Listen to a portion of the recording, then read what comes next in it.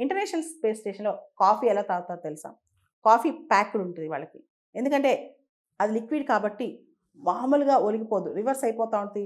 Float అయిపోతా ఉంటదనమాట. కాబట్టి వాళ్ళు చిన్న చిన్న స్ట్రాస్ ఏసుకొని కానీ, లేకపోతే మొత్తం కంప్లీట్ క్లోజ్ ప్యాక్‌లో గానీ కాఫీ తాగుతారు. అయితే డాన్ పెటిట్ ఆస్ట్రోనాట్ ఆయనకిలా కాఫీ తాగటం ఇష్టం లేదు. ఆయనకి కాఫీ అంటే చాలా ఇష్టం. ఈ సీల్ పౌచెస్ కానీ, స్ట్రాస్ కానీ ఇవన్నీ పక్కన పెట్టేసి మైక్రో గ్రావిటీ, జీరో గ్రావిటీ సిట్యుయేషన్‌లో ప్రాపర్‌గా మనం ఇంట్లో కూర్చొని భూమి మీద కాఫీ ఎంత నీట్‌గా ఎంజాయ్ చేస్తామో, ఆ సిప్స్ ఎంత నీట్‌గా ఎంజాయ్ చేస్తామో, అంతే బాగా, అంతే స్వచ్ఛంగా కాఫీకి తాగుదామని కోరుకున్నారు. అంటే ఆ స్మెల్ కానీ, ఆ టేస్ట్ కానీ, ఆ కంఫర్టింగ్ ఎక్స్‌పీరియన్స్ కానీ ఇవన్నీ. దాంతో ఆయన ఒక డిఫరెంట్ కప్ ఇన్వెంట్ చేశారు. అదే క్యాపిలరీ కప్ అనమాట.